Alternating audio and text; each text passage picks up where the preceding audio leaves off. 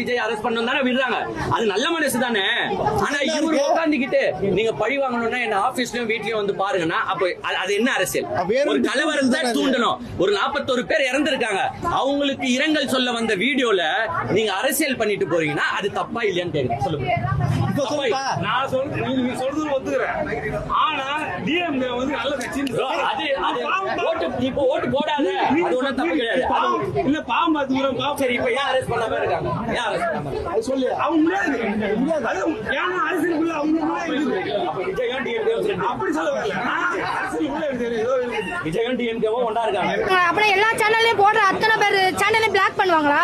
என்னோட கேள்வி கேட்க நீங்க டிஎம்கேல இருந்து 2 நாளா அரெஸ்ட் பண்றாங்களா? இந்த சேனல்ல போறாங்க அரெஸ்ட் பண்றாங்களா? இப்ப அங்க நின்னு பேசுறாங்க. அவங்களுக்கு என்ன கமாண்ட்? டிவிக்கு சப்போர்ட் பண்ணி ஒரு வீடியோ போட்டோம்னா கமாண்ட் தயவு செய்து இந்த வீடியோவை டெலீட் பண்ணிருமா, இல்லன்னா உனக்கு பெரிய பிரச்சனை ஆயிரும். பொம்பளை பிள்ளையா இருக்க சொல்றேன். ஒரு பொண்ணா வந்துட்டு கமாண்ட் அவ்வளவு கேவலமா திட்டுறீங்க. சப்போர்ட் பண்ணி பேசுறீங்க. அவ்வளவு கேவலமா அசிங்கமா ஒண்ணும் கூட பார்க்காம பேசிட்டு இருக்கீங்க. எதுக்கு உங்களுக்கு தேவலாம? எனக்கு என்னன்னா சட்டம் அனைவருக்கும் சமம் தானே. சட்டம் எல்லாருக்கும் ஒண்ணு தானே.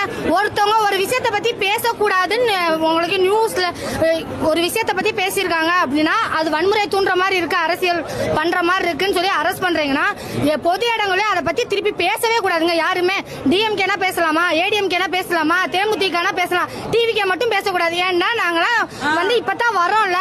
ஏன் எங்களெல்லாம் பார்த்தா தொண்டர்கள் மாதிரி தெரியுதா? இதே டிஎம்கேக்கு தப்பா நான் பேசுறேன்னு வச்சுக்கோங்க, எத்தனை தொண்டர்கள் சண்டைக்கு வரீங்க? ஏன் இப்ப போலீஸ்காரங்க எங்க போனாங்க? பொது இடத்துல அரசியல் பேசுறாங்களா? பர்மிஷன் வாங்கினாங்களா? எங்களை நாங்க கேக்குறோம். நாங்க வீடியோ எடுக்க போனப்ப எங்களை கேட்டாங்க.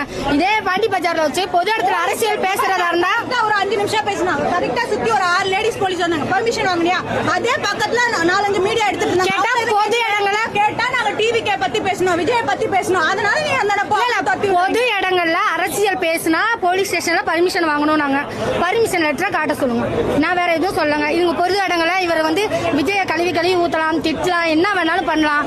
கேஸ் நடக்கும்போது அந்த கேஸை பத்தி பேசலாம். பட் பர்மிஷன் வாங்கினா லெட்டர் அனுப்புங்க. ஏன்னா அவர் வார்டு தலைவர் கூட இருக்காரு. வார்டு நம்பர் முத கொண்டு சொல்றாரு. நாங்கெல்லாம் பொண்ணுங்க, எங்களெல்லாம் வந்து நாங்கெல்லாம் பயப்படதானே செய்யணும்.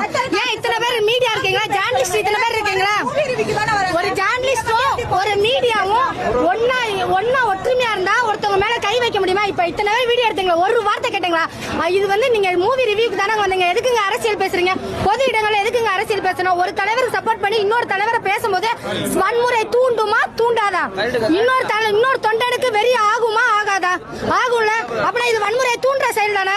அப்புறம் ஏன் இத்தனை பேர் நீங்க வீடியோ எடுத்த ஒருத்த கூட கேட்கல இது வன்முறை தூண்டுற செயல்னு? மீடியா என்ன பண்ணுது? அப்படின்னா மீடியாவும் ஒரு தரபட்சமா செயல்படுதா?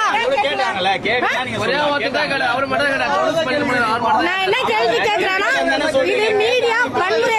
என்னோட கேள்வி என்னன்னா இது பொது இடங்க. அவர் பேசும்போது அவர் வந்து டிஎம்கேக்கு சப்போர்ட் பண்ணி பேசுறாரு.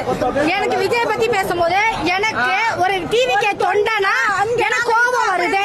என்ன பண்ணணும் சொல்லுங்க. இது நியாயமா?